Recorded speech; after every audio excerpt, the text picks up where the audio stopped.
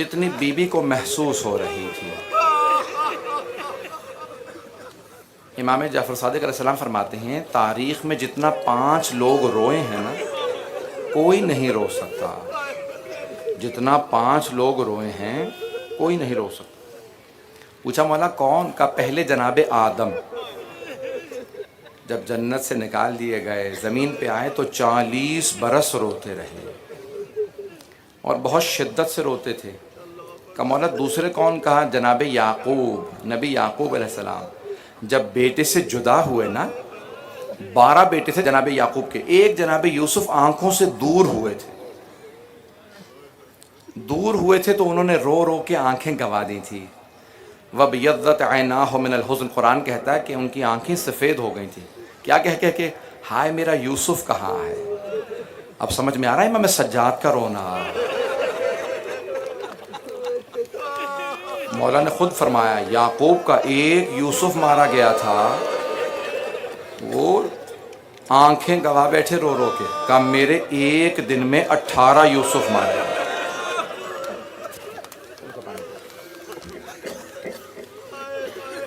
ایک دن میں میرے 18 یوسف مارے گئے۔ تیسرے مولا رونے والے کون ہیں؟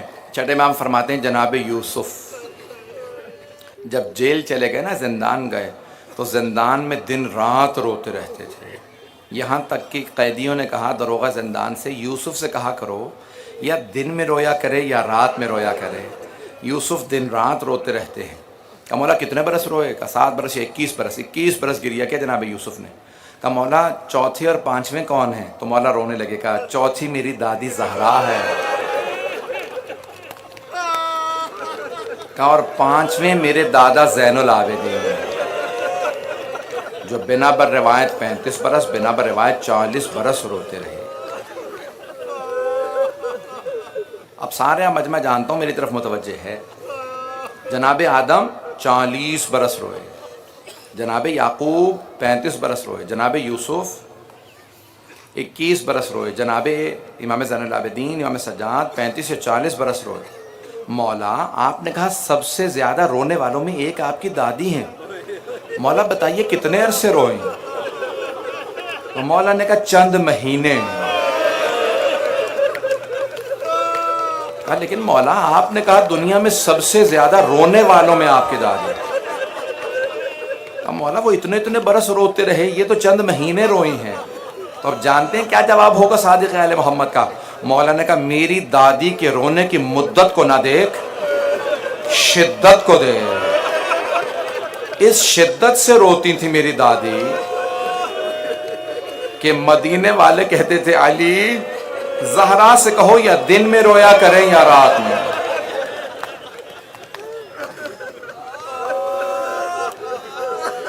آج میں تفصیل سے مسائل پڑھنا چاہ رہا ہوں، اگر پڑھ پایا آج کوئی آنکھ بخل نہ کرے رونے میں۔ بی بی نے بڑی شدت سے گریہ کیا۔ شیخ عباس قمی نے بیت الاحزان میں ایک سوال کیا کہ مدینہ بہت بڑا تھا، بی بی کے رونے کی آواز مدینے کے ہر گھر میں جا نہیں سکتی تھی، اس بلند آواز سے نہیں روتی تھی، روتی تھی بلند آواز سے، اتنی بلند آواز سے نہیں روتی تھی کہ مدینے کے ہر گھر میں آواز جائے کہ بی بی رو رہی ہیں۔ کہ پھر مدینے والوں کو پتہ کیسے چلتا تھا کہ جناب سیدہ رو رہی ہیں؟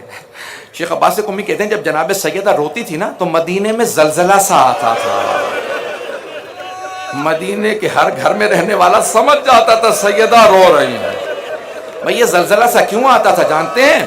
میرا دل کہتا ہے، یہ روایت میں نہیں ہے، میرا دل کہتا ہے کہ کوئی نبی قبر میں تڑپتے ہوں گے، اور مسلمانوں مت رلاؤ میری بیٹی کو۔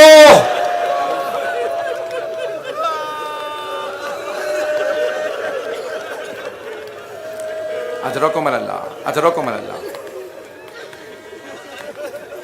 تو جناب سیدہ گریہ بہت زیادہ کیا کرتے تھے۔ میں ایک جملہ کہہ رہا ہوں، مجھے معاف کر دیجیے اگر برداشت نہ کر سکیں۔ میں جانتا ہوں جناب سیدہ کے مصائب برداشت کرنا بہت زیادہ مشکل ہے۔ تو روایت کے الفاظ ہیں کہ جناب امیر ایک مرتبہ گھر آئے تو جناب سیدہ نے سوال کیا، ہے نا آپ کے ذہنوں میں؟ مولا نے ایک مرتبہ جناب سیدہ نے مولا کو دیکھا، کہا اے ابو الحسن مجھے لوگوں نے بتایا ہے مجھے فضا نے اسما نے بتایا آپ جب باہر جاتے ہیں لوگ آپ کو سلام نہیں کرتے ہیں. ارے شیر خدا وسیع رسول خدا, گھر سے باہر جائیں لوگ سلام نہ کریں. جناب امیر نے سر جھکا لیا, کہا ابو الحسن مجھے کھل کے بتائیے بات کیا ہے, میں جاننا چاہتی ہوں. کہا سیدہ اتنا ہی نہیں کہ لوگ مجھے سلام نہیں کرتے, اب اگر میں سلام بھی کرتا ہوں کوئی جواب نہیں دیتا, لوگ میرے سلام کا جواب بھی نہیں دیتے. ایک دن جناب امیر نے جناب سیدہ سے شکوہ کیا, کہا کہ سیدہ آج مسلمانوں نے آپ کی شکایت کی.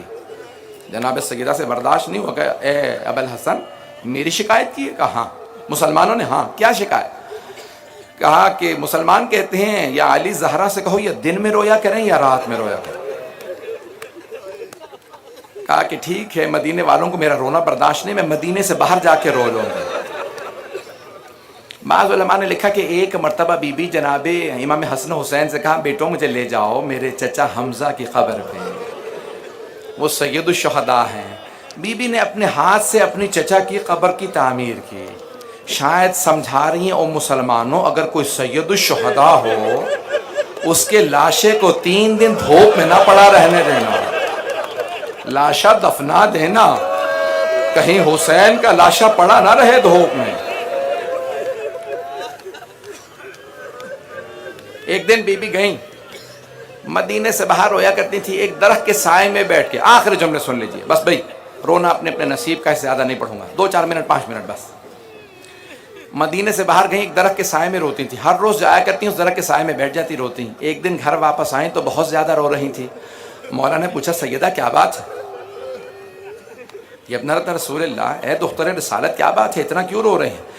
کہا اے ابو الحسن میں جس درخت کے نیچے بیٹھ کے روتی تھی نا, مسلمانوں نے آج وہ درخت کاٹ دیا. کسی نے آج وہ درخت کاٹ دیا جس کے سائے میں بیٹھ کے میں روتی تھی. نہ جانے کون ظالم تھا وہ درخت کاٹ گیا. کہا اے ابو الحسن آج میں دھوپ میں بیٹھ کے روتی رہی.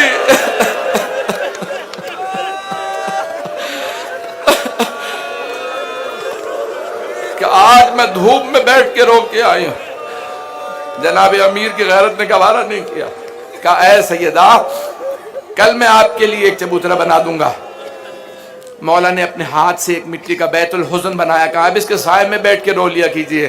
اب بی بی نے اشعار پڑھے, صبت علیہ مصائب اللہ عنہا.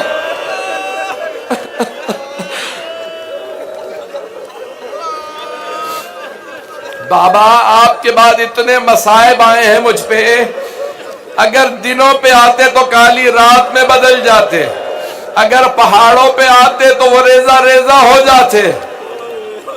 بس بھئی میں اور جملے نہیں کہتا, سب جملے نہیں کہوں گا, آخری جملے سن لیجئے. 2 منٹ کی اور زحمت دوں گا. جناب سیدہ سے متعلق ایک سوال کیا. ایک بہت بڑے عالم دین ایران کے کہہ رہے ہیں کہ میں ایک جگہ مجلس پڑھ رہا تھا جناب سیدہ کی شہادت کی. کب مجلس ختم ہو گئی دیکھا ایک آدمی ابھی بھی رو رہا. ماتم ختم ہو گیا دیکھا وہ ابھی بھی رو رہا.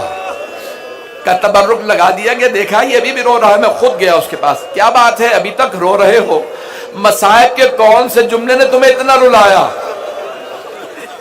تو اس نے ایک جواب دیا, کہا میں ڈاکٹر ہوں, ہڈیوں کا ڈاکٹر ہوں, آپ نے مصائب میں پڑھا.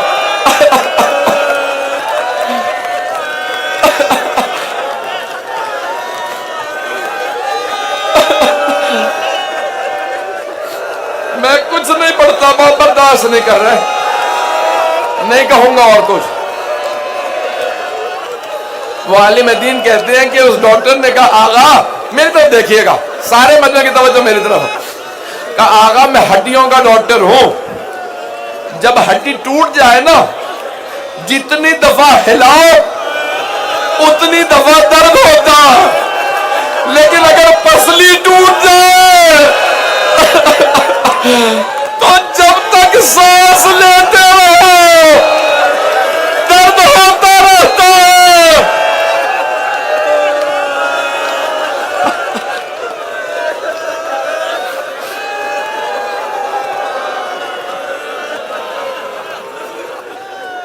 الا لعنۃ اللہ علی القوم الظالمین وسيعلم الذين ظلموا أي منقلب ينقلبون.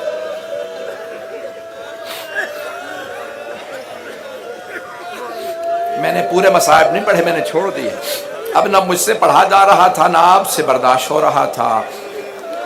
اس نے کہا آقا مجھے اس بات نے رلایا ہے، اگر کسی کی پسلی ٹوٹ جائے نا، ہڈی صرف ہلانے سے درد ہوتا ہے، اگر نہ ہلاؤ تو درد نہیں ہوتا، لیکن پسلی ہر سانس پہ درد کرتی ہے، ہر سانس پہ تکلیف محسوس ہوتی ہے. پروردگارا واسطہ اس بی بی کا جس کا ایک ہاتھ پہلو پہ رہا کرتا تھا. پروردگارا جنت البقیع کی ٹوٹی قبروں کا واسطہ.